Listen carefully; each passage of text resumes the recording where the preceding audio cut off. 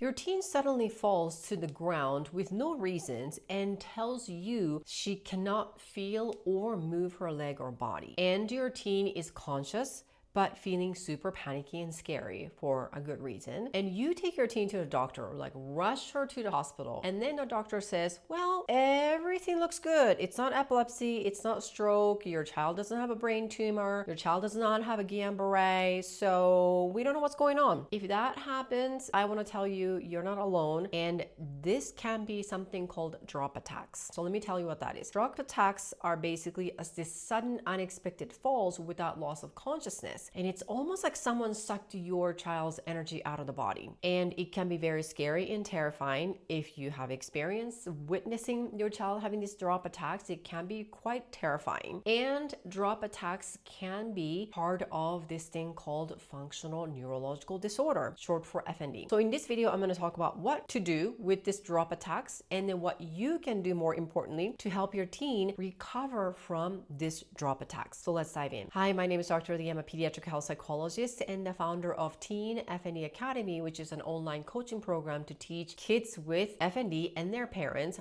just like your teen, who's having drop attacks, to be done with that condition so they can get their life back. So let me tell you a teen that I worked with. Let's just call her Emily. She was a 15-year-old, super healthy teen who developed this drop attacks. And eventually, Emily was diagnosed with having FND. And drop attacks, believe it or not, sounds scary, but it can be pretty prominent symptom, which is like super common symptom of FND. So what the heck is FND? Functional Neurological Disorder, short for FND, it used to be called conversion disorder, which is not necessarily the same thing, but back to FND is a umbrella term to describe this cross-wired communication problem between a brain and a body, even though your child's brain and body are physiologically and structurally a-okay. That's why it's not epilepsy, it's not stroke, it's not brain tumor, it's not Guillain-Barré. They just cannot see what's going on with their body, but the thing that's happening as a drop attack as part of the FND symptoms is real. So Emily, of course, along with her parents, were super scared and terrified.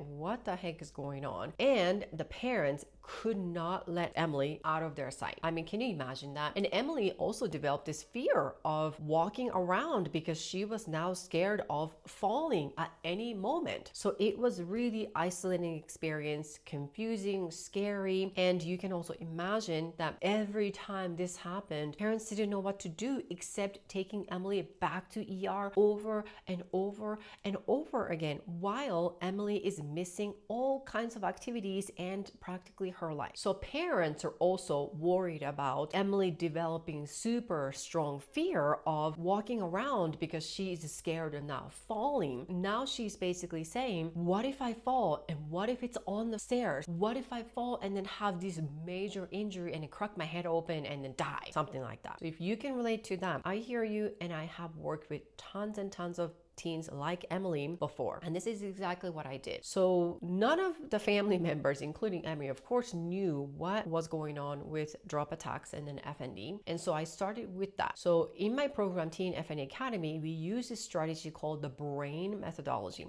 BRAIN stands for building resilience and improving neural health. Neural health means brain health, basically. So essentially what that means is that I was starting to teach the family what is FND and what it's not, why drop attacks happen, and why that is part of the FND. So just like other symptoms of FND, like functional seizures and brain fog and then chronic pain, including drop attacks, these are all the signs of, number one, Emily's autonomic nervous system is kind of haywire. That's why the brain and the body connection and communications are sort of haywire as well, and it's not her fault, and she's not born that way, it just happened that way. There's a reason for it. But again, part of the thing about recovering from FND is knowing why is sort of a secondary thing. And I use this analogy a lot. Think of FND as your house is on fire. If your house is on fire and you're inside the house, you don't stay in the house and figuring out where the fire is coming from. You're like, okay, we need to get out of the house and then we need to put out the fire. Forget the why for now. We need to take care of this first, right? And then when the fire is out, then you go back in and figure out, okay, where does this happen? How did this happen so that it doesn't happen again? FND recovery is kind of same way. So forget the why for now. You need to know that this is FND, part of the club that you didn't sign up for. Now they focus on the how part. So this is part of the Brain for Teens methodology that I incorporate, which is to regulate the nervous system, right? And then also really focusing on the right mindset. So teaching the parents, okay, stop focusing on this Emily's fear about falling, because that is not the real problem. It is a problem, but that is not the real problem. The real problem is Emily's nervous system is all out of haywire. So we need to tackle that. That is the reason why, at least for now. And so parents learn to kind of back off this fear.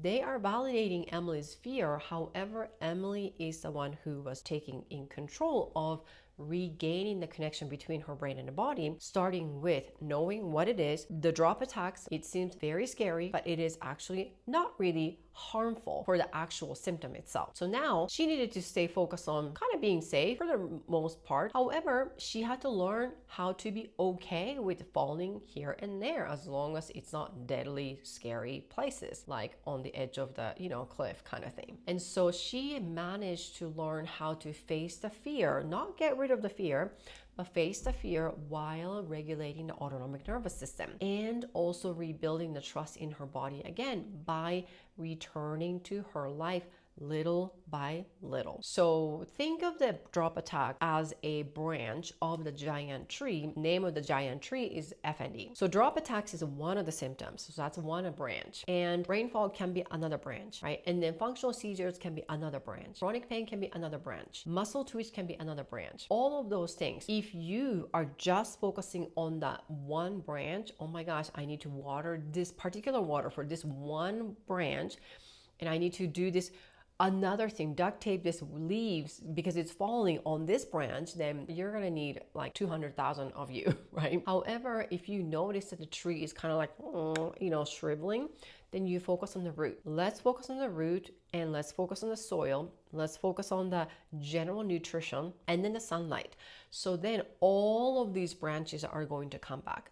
Basically, that's the whole idea of how to be done with FND.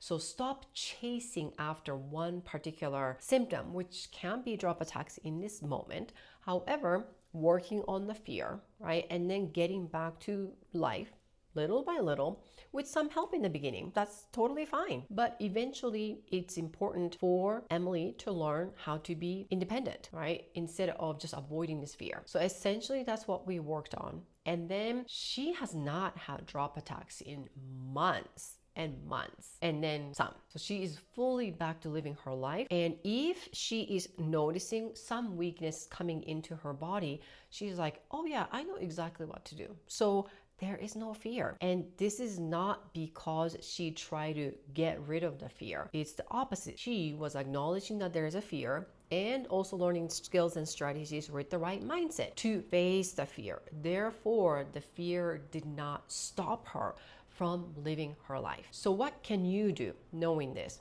Number one, absolutely, if your teen is experiencing drop attacks, then notice these symptoms are real. And assuming this is a part of FND, which usually is, they're also reversible. So this does not mean that you're getting this life sentence that you have to live with this like this. Okay, you don't have to. So know what FND is and what is not, and sort of get rid of this old thing about, oh my gosh, I need to watch everything about my child's symptoms and just focus on one symptom at a time, like you're focusing on one branch at a time. And then also, this is time for you to stop over accommodating out of fear. So if you have a fear, that means you deal with that fear, not necessarily get rid of it. Again, kind of like what I did with Emily, acknowledge the fear and know the skills and strategies and practice those right things with the right mindset, because then you as a parent are being essentially the role model for your child. And this is something I teach in my online program, Teen FND Academy, all the time during the parent coaching calls. They are scared, just like you. However, they're doing it, right? And then that's a sign of being resilient. And help your child regulate the nervous system at home, and then start going into the outer parameter, so to speak, outside of the home, whether it's a school or public setting or whatnot.